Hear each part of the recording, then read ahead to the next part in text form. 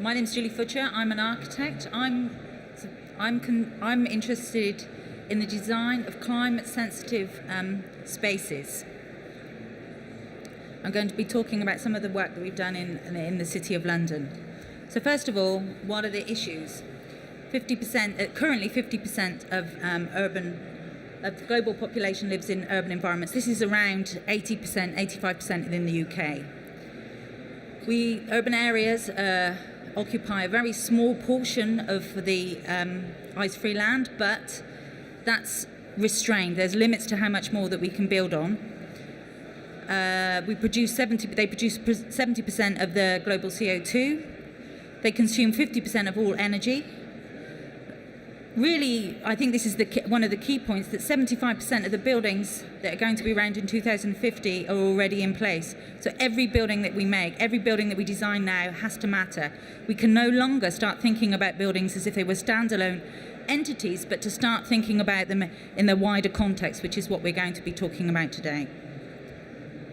So, urban areas are increasing in urban density. Here's a building height map by EMU Analytics of London, and we can see here. Can you hear me? No, it's too quiet. You can see in the middle here that we've got the City of London and how dense that is, and how much taller the buildings are. And as we move out towards the edges, we can see that we have a much lower and much wider street patterns, much more open space. However, when we walk through the dense urban environments, we can feel that all of these different forms and all these different shapes, the increased density of the area actually adds to the way that we feel. So we know that we can feel these, we know that these are important effects, we cannot ignore them. If you put tall buildings next to tall buildings, you're going to have an outcome. Good or bad is the question. These built forms, the surfaces, the shape of the surface and their proximities to each other results in urban climate effects. The urban climate could be seen to start with the single building. You might have seen, if anybody's seen me talk before, you might have seen a few of these slides before, but they're important points that we still need to make. The urban climate can be seen to start with a single building. In a field, if you stick a building in a field, it's going to change the shading at the surface, it's going to change the wind flow patterns. If that building is occupied, it's going to need energy and it's going to create waste. When you start putting all those together in a very small space, you're going to end up with a load of different stuff going on. The question is, do we know what's going on here? Is it good or bad? We've done lots of different studies around the city that explore some of this, and mostly this has been published in scientific journals and in trade journals, where we've looked at the impact on residential buildings. We've looked at the impact of, in the very dense central urban area, we've looked at the impact of what's happening in the middle of the eastern cluster, and how these buildings fit together. This, as I said before, this has been published. But more importantly, more interestingly, I think, we've designed an urban climate walk that allows us to explore these experiences as we walk around. This urban climate walk has informed all sorts of other studies, such as solar studies. This is, here we can see the eastern cluster around the walk, and we can just make out that throughout the year we can see how important these shading effects are. But what's interesting here is that this building group has a function of office buildings, so they're occupied during the daytime, Monday to Friday, 9 to 5. If they were residential buildings, they would have this solar impact would have a completely different effect on the people who are living within these environments. What does that mean? Can we maximize these effects? Can we optimize these built forms suitable for their function? We've also taken air temperature measurements. You can see by this first graph here that the green line represents the walk through here. We can see that during the daytime there are very few temperature variations, regardless of where you are. If you're near a tall building, this agrees with most urban climate science, which predicts during the daytime air temperatures are pretty equal all over. It's the nighttime temperatures are a problem that results in much of the overheating issues that we face in residential buildings. we've also looked at the wind dynamics, and we can see that around the tall buildings, the wind increases, the wind speed increases, but there's no surprise there. That's what we are expecting. We decided to look at that on levels of pollution in terms of PM 2.5s and in terms of NO2, and we see some very interesting results appearing here, where we have the eastern cluster.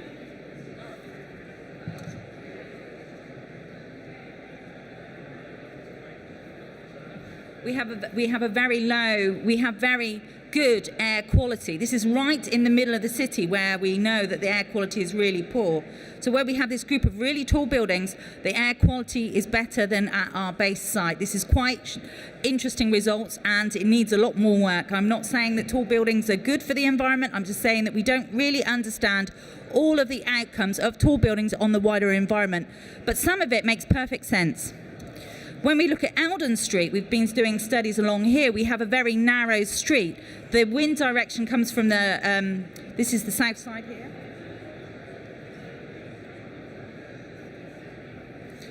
When the wind comes in the southwest, it blows over the top of the building. There's not enough air, there's not enough dynamics between the building forms to allow wind to ventilate that street. So we end up with the recirculating of air in that. And this is important because we drive cars down here.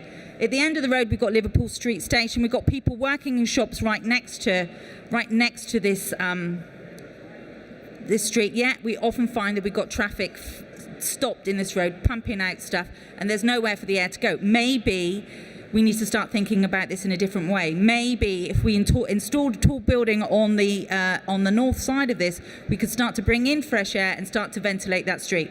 Remembering we're not going to knock down that whole of the street. We're going to carry on driving cars one way or another, unless we're really lucky. So we need to start thinking about this in a really joined up way.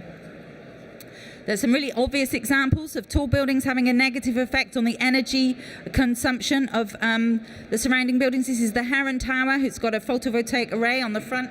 100 Bishopsgate comes and blocks that solar access. There's an implication on that in terms of direct energy demand that needs to be explored. We've intercepted this access to this passive resource, and who's responsible for that? There's no level of accountability. We don't really start to think about these joined up things, yet we've got this increasingly dense urban environment where all of these different effects are going on. And why is that important? It's important because at the moment there's 510 tall buildings planned for the City of London, for Greater London. 90% of those are going to be residential, and significant numbers are going to be in clustered. So how are we going to deal with that? What are the real issues? Remembering, most of the city's already in place. It's been in place for 2,000 years. It's going to have significant impacts on the larger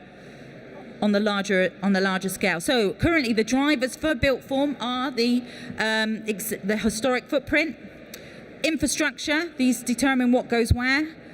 Conservation, easements, rights to light, views of St. Paul's. Function, we have lots of kind of interesting things to say about this, but no time. Technology is driving a new form of layout as we move forward.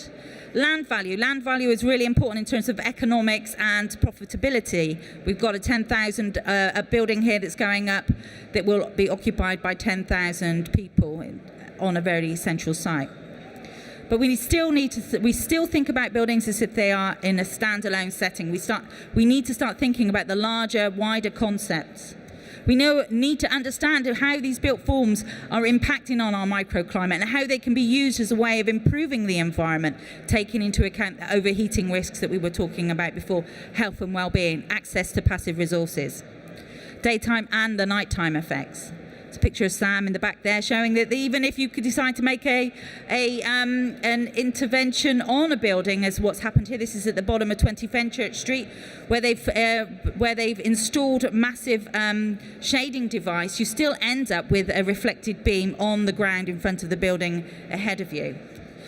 And we also see some ridiculous things as well. There's some blow-up rabbits at the base of a tall building here, which kind of legs to the question is, well, don't we really understand the dynamics of tall buildings on what's going on in the public realm? And just to finish off, our next public free urban climate walk will be on the 16th of March There's an Eventbrite site for it, or you can just email me at julie@climate22.com and come along and experience these things for yourself. Thank you very much.